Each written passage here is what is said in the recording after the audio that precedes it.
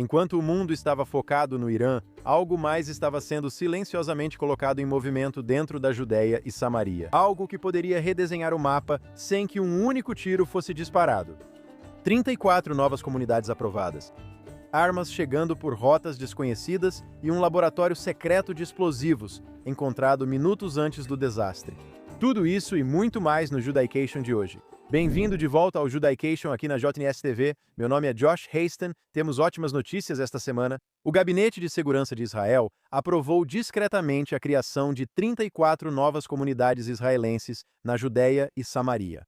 Isso representa a maior autorização única de novas comunidades em uma única decisão, elevando o número total aprovado pelo governo atual desde 2022 para 103 comunidades. A I24 News noticiou a medida pela primeira vez nesta semana. Os locais estão espalhados por toda a Judéia e Samaria, com alguns posicionados próximos a Jenin, no norte de Samaria, e outros em corredores estratégicos em toda a área C, a parte da Judéia e Samaria, sob total controle civil e de segurança de Israel. Alguns analistas dizem que a medida foi tomada discretamente, para não desviar a atenção da guerra com o Irã, especialmente para não desviar a atenção dos americanos. Então, essas são aprovações iniciais das novas comunidades ou, como foi relatado, aprovações retroativas de bairros já estabelecidos. Os detratores, é claro, vão criticar qualquer construção em Judéia e Samaria. Em relação às aprovações retroativas, deixe-me dizer que, nos décadas de 1950, era assim que os kibbutzim em Israel funcionavam. Eles estabeleciam fatos no terreno, claro, em áreas permitidas por lei, e depois recebiam as aprovações finais. Então, não vamos fingir que essa é uma estratégia nova ou que os colonos estão aprontando de novo. Esse é o jeito de evitar toda a burocracia. O ponto principal é que mais comunidades judaicas na Judéia e Samaria fortalecem todo o país. E ainda mais importante, essa é o coração histórico do Estado de Israel e do povo judeu. Não deveria haver nenhuma controvérsia quando se trata de judeus construindo na Judéia. Ao mesmo tempo, esta semana foi feita história em Binyamin. A nova comunidade de Maoz Tzur foi inaugurada em uma cerimônia festiva com a presença de ministros e membros do Knesset. A comunidade está localizada em uma posição estratégica acima da Rota 443, uma das principais vias que conectam Jerusalém ao centro de Israel. O Conselho Regional de Binyamin destacou sua grande importância estratégica e de segurança. Sua criação faz parte de uma abordagem mais ampla para fortalecer as comunidades como um componente-chave da segurança nacional diante das ameaças das áreas vizinhas. O Conselho Regional de Binyamin afirmou que esta é uma nova comunidade totalmente estabelecida, já incluindo infraestrutura completa, estradas, água, eletricidade, e as primeiras famílias já se mudaram para lá. Tudo isso faz parte de um esforço maior para fortalecer a presença e criar uma realidade estratégica no local. Das 11 primeiras famílias que se mudaram, 8 são de reservistas das Forças de Defesa de Israel. As esposas foram antes e montaram as casas enquanto os maridos servem na linha de frente.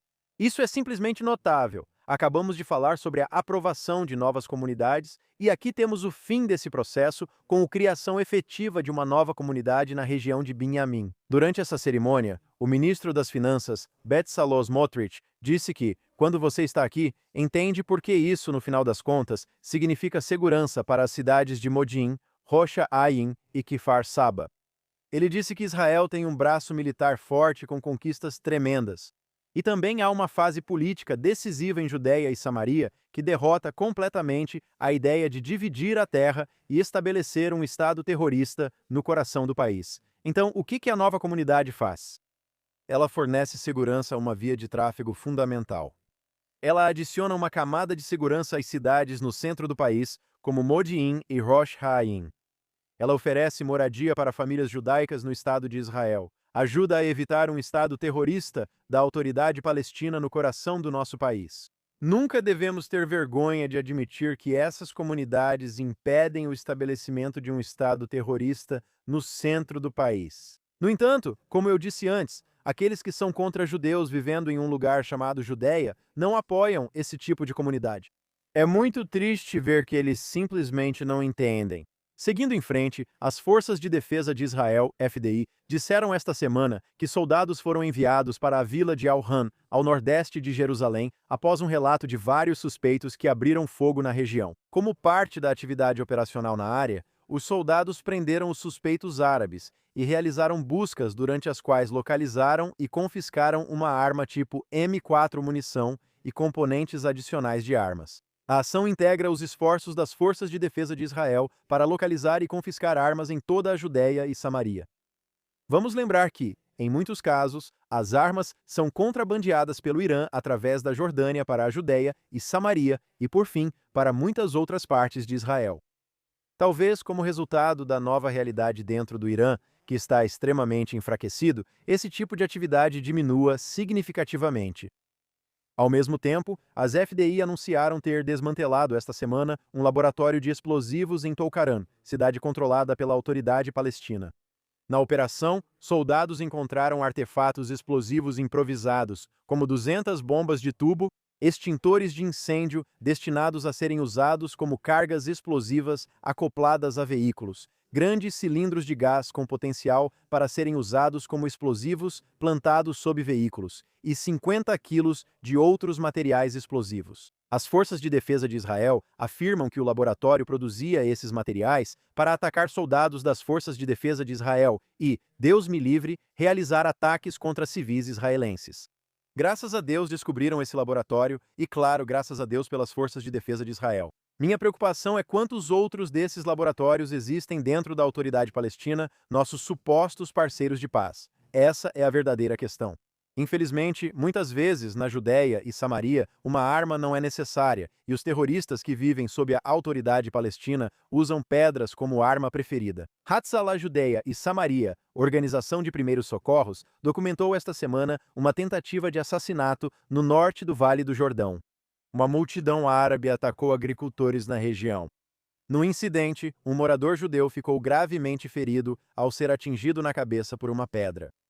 Os terroristas então levantaram a pedra novamente para esmagar a pessoa ferida que estava deitada no chão com a pedra. Mas graças a Deus, um soldado de folga que estava no local atirou e eliminou os terroristas, impedindo o possível assassinato. Agora, pessoal, quero explicar que só porque há uma guerra acontecendo com o Irã, não significa que os árabes da AP não continuam atacando judeus nas estradas e tendo comunidades como alvo diariamente. Aliás, veja como a Al Jazeera noticiou esse incidente. Eles disseram: colonos israelenses matam palestino durante incursão em vila da Cisjordânia ocupada. Outros veículos também publicaram manchetes parecidas. De alguma forma, um judeu quase é assassinado, e eles é que supostamente estão invadindo uma vila. Agora, ainda não vi esse incidente documentado, mas, por definição, você sabe como se chama quando um soldado fora de serviço na Judéia e Samaria mata um terrorista que está literalmente a 1 segundo de assassinar um judeu? Se você pensou no termo violência de colonos, então acertou. Esse incidente será registrado como violência de colonos. Agora você entende por que os números aparentemente dispararam, como muitos afirmam? Eu não sou ingênuo e sei que existe atrito, mas a autodefesa judaica, aos olhos da comunidade internacional, bem, isso é considerado violência de colonos, na opinião deles. E quão insana é essa realidade? Seguindo em frente, a Autoridade Palestina e seu jornal oficial reclamam que o Irã não lançou mais mísseis contra Israel desde o massacre de 7 de outubro, mas em vez disso, deixou o Hamas lutando sozinho.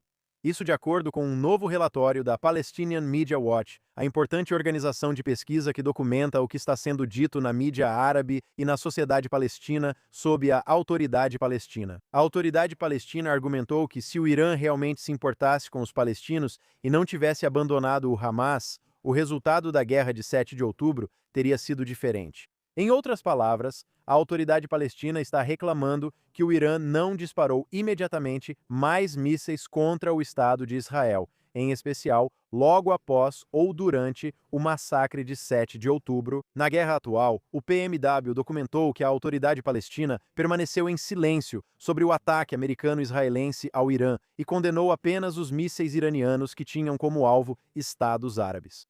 Organizações terroristas palestinas lamentaram publicamente a morte do Ayatollah Khomeini, mas a autoridade palestina não comentou. A maior preocupação da autoridade palestina é que a guerra com o Irã apague a questão palestina das notícias diárias. Em outras palavras, pessoal, para deixar isso absolutamente claro, a autoridade palestina está chateada com o Irã porque eles não tentaram matar mais judeus no Estado de Israel. Eles estão chateados com o Irã por não terem lançado imediatamente mísseis e drones a partir de 7 de outubro.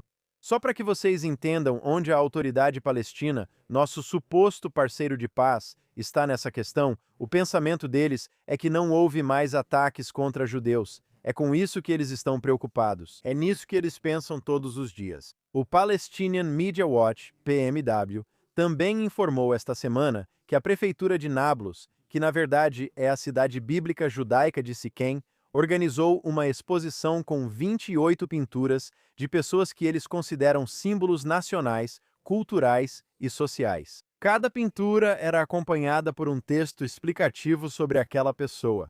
O prefeito de Nablus, Hussam al-Shakshir, explicou a importância dessas figuras, ressaltando que nós, a autoridade palestina e todos os chamados palestinos, valorizamos muito o papel que essas figuras desempenharam na causa nacional palestina. E essa é a parte importante. Dos modelos escolhidos, 12 das 28 pinturas retratavam terroristas que ou lideraram organizações terroristas, enviaram outros para matar, planejaram ataques mortais ou realizaram os ataques eles mesmos. 12 de 28. O prefeito acrescentou que esses indivíduos, incluindo aqueles terroristas responsáveis pelo assassinato de milhares de pessoas, são considerados modelos a serem seguidos, e que os visitantes da exposição são incentivados a aprender com essas figuras. Resumindo, o prefeito de uma das maiores cidades da autoridade palestina está promovendo terroristas como heróis através de uma exposição de arte. Agora, se você é uma criança de 7 anos vivendo em Shrem, sob a autoridade palestina, o que eles chamam de Nablus, é de se admirar que você cresça reverenciando terroristas e odiando Israel e os judeus. Não é surpresa nenhuma. Quando me perguntam o que ocorre com frequência, se haverá paz aqui, sempre digo: veja o que a próxima geração está aprendendo nas escolas. Dê uma olhada no que está acontecendo na autoridade palestina e depois veja o que os judeus em Israel estão aprendendo em suas escolas.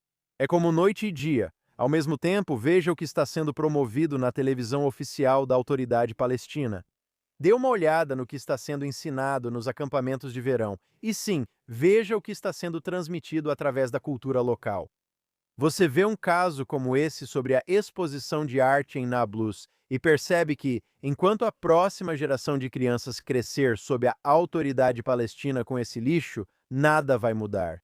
Eu odeio ser pessimista, mas essa é a realidade, pois esses são nossos vizinhos que estão espalhando ódio para seus filhos. Talvez as coisas mudem um dia, mas ainda estamos longe disso. De qualquer forma, vamos sempre lembrar de uma coisa. E o ponto principal é este: os judeus são da Judéia. E nada do que você faça ou diga pode mudar o fato de que esta é a terra ancestral, antiga e bíblica, o coração do Estado de Israel e do povo judeu. Esta foi mais uma edição do Judaization aqui na JNS TV. Meu nome é Josh Hasten. Não esqueça de nos dar um super obrigado, não esqueça de se inscrever. Confira todo o conteúdo incrível oferecido pela JNS TV. Acesse jns.org para as últimas notícias do Oriente Médio, de Israel e, é claro, de todo o mundo judaico. Quero agradecer a todas as pessoas que trabalham nos bastidores aqui na JNS TV. Aaron Wolger Lanters, atrás do vidro aqui na mesa, Bárbara Kanimov, nossa produtora, Yuri Sfretsky, gerente da estação, Ryan Lischitz e Zach Sickerman.